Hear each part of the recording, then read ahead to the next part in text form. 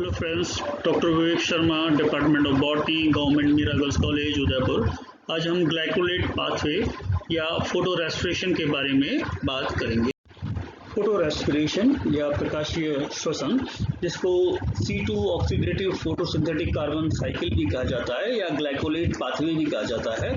अभी तक आप फोटोसिंथेसिस के अंतर्गत आप C3 साइकिल में पढ़ चुके हैं कि रुबिस्को एंजाइम जो है वो CO2 को स्थिरीकरण का कार्य करता है और ये रुबिस्को जो है इसका ड्यूअल नेचर होता है। ये कभी कभी जब ऑक्सीजन की कंसंट्रेशन CO2 की कंसंट्रेशन के वनस्पत बढ़ जाती है तो ये बजाय कार्बोक्सिलेज के रूप में कार्य करने के ये ऑक्सीजनेज के रूप में कार्य करता है और CO2 को रिलीज करता है। इसको लाइट की उपस्थिति में CO2 का रिलीज होना ये फोटो रेस्पिरेशन कहलाता है।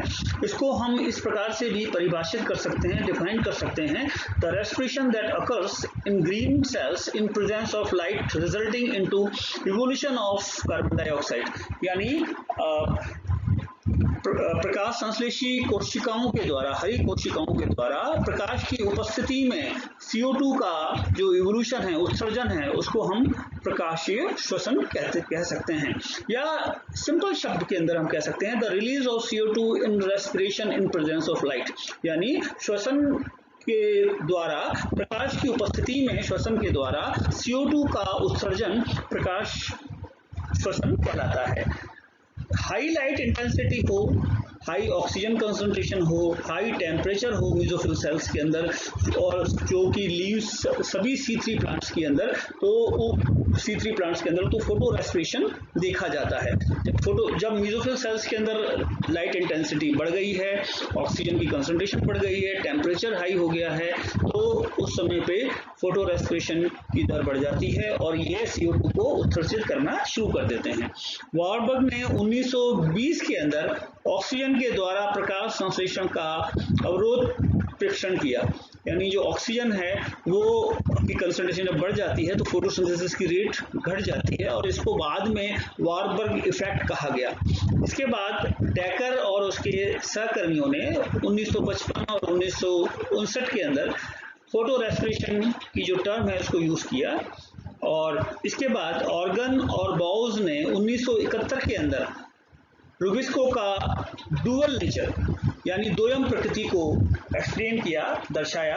उन्होंने ये बताया कि रुबिस्को जो एंजाइम है वो ऑक्सीजनेज के रूप में कार्य करता है, कैटलाइज करता है ऑक्सीडेशन को, और जबकि इसको कार्बोक्सिलेशन करना चाहिए परंतु ऑक्सीडेशन को कैटलाइज करता है। और ये रुबिस्को की जो है वो रुबिस्को की साइट पे, यानी रुबिस्को जो है RUBP की साइट पे ऑक्सीजन के साथ CO2 के साथ कंपीट करता है, उससे प्रतिस्पर्धा रखता है और जिससे कि वास्तव में देखा जाए तो इससे CO2 की जो रेट है वो रिड्यूस होने की, एसिमुलेट होने की वो घट जाती है RUBP पे और इससे reduce rate of CO2 fixation मिलती है, यानी CO2 फिक्सेशन की स्थिरीकरण की जो दर है वो घट जाती है और फोटो रेस्पिरेशन स्टार्ट हो जाता है। फोटो रेस्पिरेशन ये डिफरेंट है, क्वाइट डिफरेंट है फ्रॉम नॉर्मल और डार्क रेस्पिरेशन से। जो नॉर्मल रेस्पिरेशन है, श्वसन है या डार्क रेस्पिरेशन जिसे कहते हैं, उससे अलग है और ये कई पौधों में देखा गया, जैसे निकोटियाना के अंदर देखा गया, फेजुलोस के अंदर देखा गया, पाइसम के अंदर देखा गया, पिटूनिया के अंदर देखा गया, गोसिपियम यानी कपास के अंदर देखा गया, कैप्सिकम मिर्ची के अंदर देखा गया और एंटीराइनम के अंदर देखा गया और यजा के अंदर, चावल के अंदर देखा गया, ग्लाइसिन के अंदर देखा गया यानी सोयाबीन में इसको देखा गया और हेलियंथस और क्लोरेला, नाइटेला और कई पौधों में ये प्रक्रिया देखने को मिलती है। ये जो फोटो रेस्पिरेशन है ये ट्रॉपिकल ग्रासेस में यानी उष्णकटिबंधीय घासों में नहीं पाया जाता, नहीं रिपोर्ट किया जाता और ये इसके लिए लाइट यानी प्रकाश और इसकी जो टेम्परेचर है उसकी आवश्यकता होती है। ये मैक्सिमम होता है 25 से लेकर के 35 डिग्री सेंटीग्रेड तक और ये ऑक्सीजन कंसंट्रेशन के ऊपर निर्भर करता है। Now site of photo respiration. Photo respiration के स्थल के बारे में अगर हम बात करें तो पूर्व में ये माना जाता रहा कि हरित लवक यानी क्लोरोप्लास्ट जो है वो फोटो रेस्पिरेशन का स्थल है, साइट है, परंतु टॉलबर्ट एट अल ने 1958 के अंदर, टॉलबर्ट और उसके साथियों ने 1958 के अंदर पेरोक्सिसोम्स और फोटो रेस्पिरेशन के बीच में सहसंबंध को सुझाया या सजेस्ट किया। इसी तरह से लिसाली एंड टॉलबर्ट ने 1969 के अंदर ये बताया कि पेरोक्सिसोम जो हैं प्रकाश श्वसन के दौरान CO2 का उत्सर्जन करते हैं।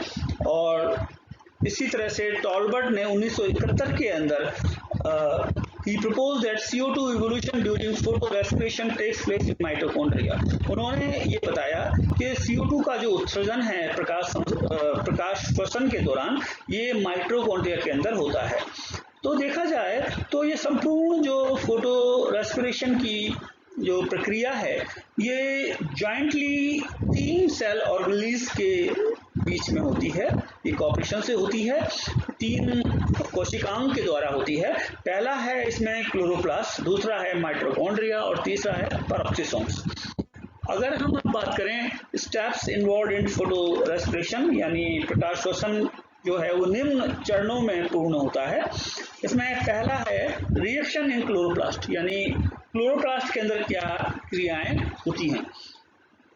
RUBP राइबोलोज बिसफॉस्फेट जो है वो राइबोलोज 1,5 बिसफॉस्फेट, ये ऑक्सीजन मॉलिक्यूल्स के संग जुड़ता है और जुड़ करके एक अनस्टेबल इंटरमीडिएट कंपाउंड बनाता है, यानी अस्थिर मध्यवर्ती पदार्थ बनाता है जो कि जल्दी से रैपिडली ये टूट जाता है, विखंडित हो जाता है 2-फॉस्फोग्लाइकोलेट के अंदर और 3-फॉस्फोग्लिसरेट के अंदर, यानी 2-फॉस्फोग्लाइकोलिक एसिड बनाता है और 3-फॉस्फोग्लिसरेट एसिड बनाता है। 3-फॉस्फोग्लिसरिक एसिड आप जानते हैं कैल्विन साइकिल में चला जाता है और कार्बोहाइड्रेट को जन्म देता है।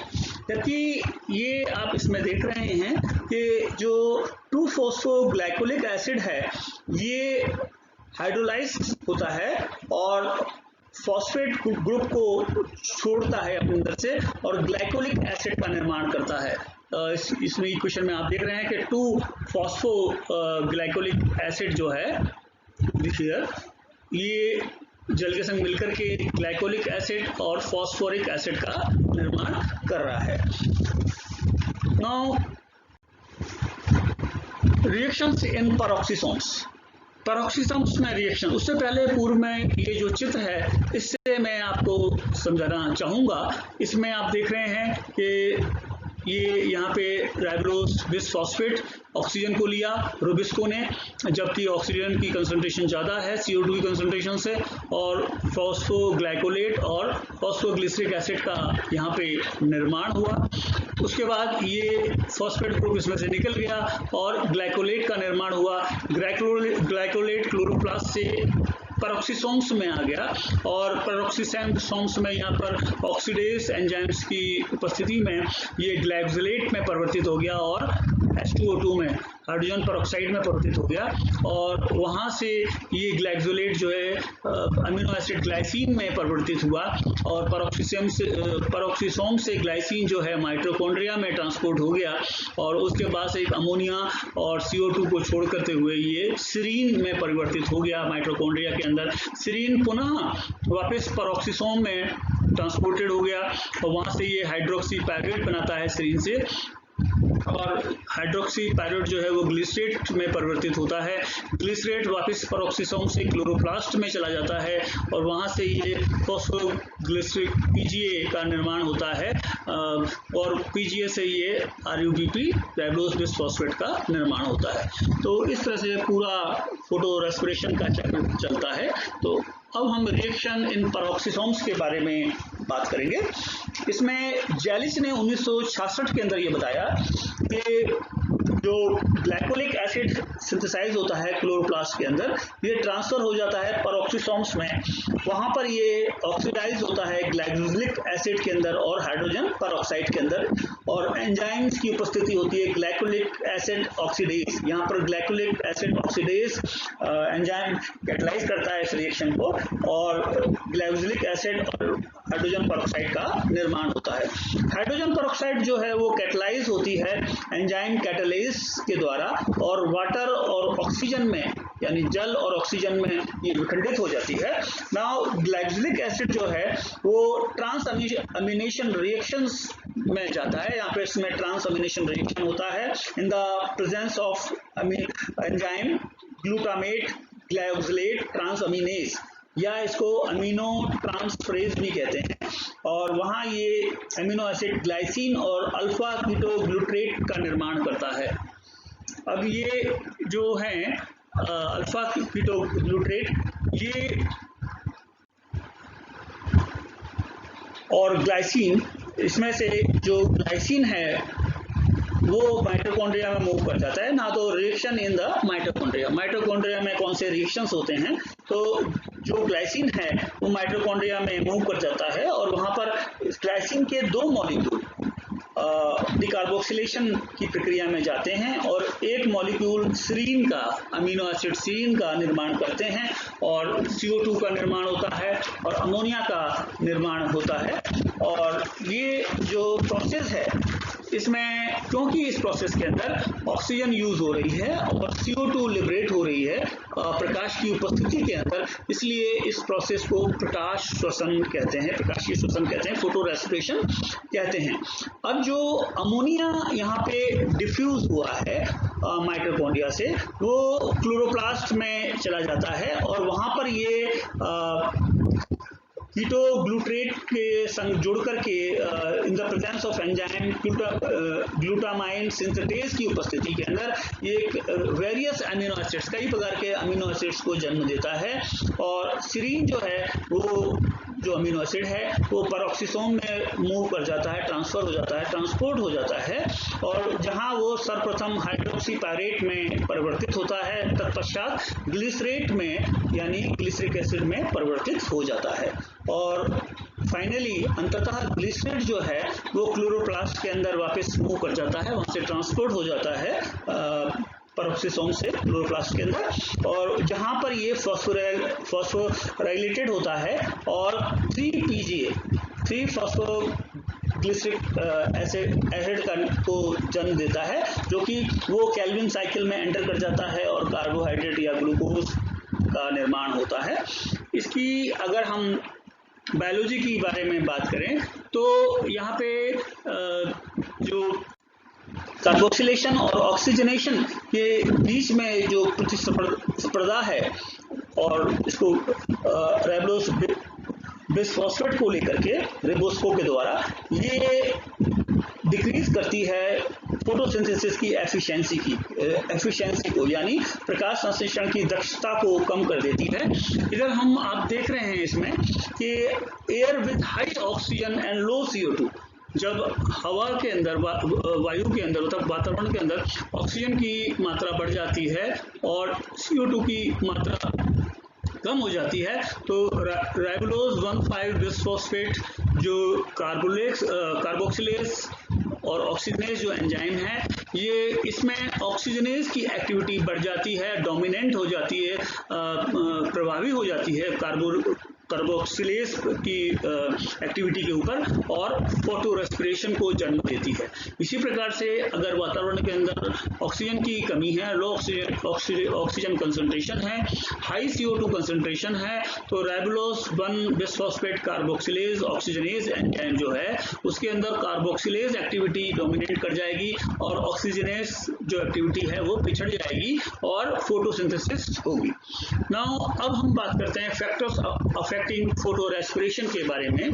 इसमें सर्वप्रथम जो फैक्टर है वो है लाइट। तो ये जो प्रकाश श्वसन है ये प्रकाश की अनुपस्थिति में नहीं हो पाता, इसलिए प्रकाश की या लाइट की बहुत ज़्यादा आवश्यकता इसमें होती है और ये इंक्रीज करता है लाइट इंटेंसिटी के साथ। अगर प्रकाश की इंटेंसिटी, लाइट की इंटेंसिटी बढ़ती है तो ये बढ़ जाता है। सेकंड है टेम्परेचर। टेम्परेचर की बात करें तो इसकी जो रेट है प्रकाश श्वसन की दर जो है वो टेम्परेचर के साथ साथ बढ़ती है और मैक्सिमम हो जाती है 25 डिग्री सेंटीग्रेड से लेकर के 35 डिग्री सेंटीग्रेड तक पर। और नेक्स्ट जो है वो कंसंट्रेशन ऑफ ऑक्सीजन। और फोटो रेस्पिरेशन जो है ऑक्सीजन की सांद्रता पे कंसंट्रेशन पर निर्भर करता है, डिपेंड करता है और ये उस ऑक्सीजन की कंसंट्रेशन पे डायरेक्टली प्रोपोर्शनल है। और इसी तरह से नेक्स्ट है concentration of CO2. With an increase in CO2, the rate of photorespiration decreases. CO2 बढ़ जाएगी तो फोटो रेस्पिरेशन की रेट घट जाएगी क्योंकि रोबुस्को जो है वो यहाँ पर कार्बोक्सिलेज के रूप में कार्य करना शुरू कर देगा और इससे ये इंडिकेट होता है कि जो डार्क रिएक्शन और जो फोटो रेस्पिरेशन दोनों अलग अलग हैं। सिग्निफिकेंस ऑफ फोटो रेस्पिरेशन, प्रकाश श्वसन का महत्व। प्रकाश श्वसन इम्पोर्टेंट हो जाता है हाई लाइट इंटेंसिटी में और लोअर इंटरसेलुलर कार्बन डाइऑक्साइड की कंसंट्रेशन के दौरान। उस समय पे जब पौधों पर्णमध्योतक के अंदर स्टोमेटा बंद होते हैं और जल का स्ट्रेस हो जाता है, वाटर स्ट्रेस कंडीशन होती है, तो उस समय जो एक्सेस अमाउंट है एटीपी का और रिड्यूसिंग पावर का उसको डेसिपेट करने के लिए लाइट रिएक्शन के द्वारा जो हो रहा है उससे बचने के लिए यानी फोटोसिंथेटिक एपरेटस का डैमेज को बचाने के लिए फोटो रेस्पिरेशन आवश्यक हो जाता है। It helps plant to photosynthesize rapidly by increasing the concentration of CO2 in intercellular space of leaf tissue। यानी कि जो पर्णमध्योतक है उसके अंदर CO2 की मात्रा को ये बढ़ा देता है। जो प्रकाश संश्लेषण में CO2 की मात्रा यूज हो रही है वो कम हो जाती है, तो इंटरसेलुलर स्पेस में प्रकाश श्वसन के द्वारा फोटो रेस्पिरेशन के द्वारा CO2 की मात्रा बढ़ जाती है और फोटोसिंथेसिस की रेट सुचारू रूप से पुनः चालू हो जाती है। Because CO2 is evolved during photorespiration, it prevents the total depletion of CO2 in the area of the chloroplast।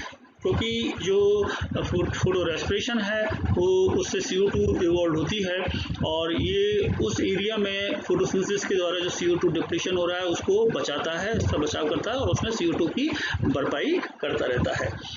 It also gives an idea about the evolution of plant। ये पौधों के विकास के संदर्भ में भी एक आइडिया देता है। पुराने समय में अर्ली डेज में जब फोटो रेस्पिरेशन उस समय बहुत कॉमन था क्योंकि वातावरण के अंदर CO2 की सांद्रता कंसंट्रेशन कम थी ऑक्सीजन की तुलना में और ऑक्सीजन की मात्रा ज़्यादा थी, तो उस समय पे प्रकाश श्वसन नहीं होता था। पर जैसे जैसे वातावरण के अंदर प्रदूषण के द्वारा CO2 की मात्रा बढ़ती गई तो प्रकाश श्वसन की जो दर है वो कम होती गई, फोटो रेस्पिरेशन की दर घटती गई एटमॉस्फेयर के अंदर। Photorespiration can takes place even in low concentration of oxygen. प्रकाश श्वसन यानी फोटो रेस्पिरेशन है वो ऑक्सीजन की बहुत ही कम सांद्रता पे भी सुचारू रूप से चल पाता है, कंटिन्यू रहता है। और जो प्लांट्स हैं बिना फोटो रेस्पिरेशन के दे आर बेटर फोटोसिंथेसाइजर, यानी जिनमें प्रकाश श्वसन नहीं पाया जाता वो अच्छे फोटोसिंथेसाइजर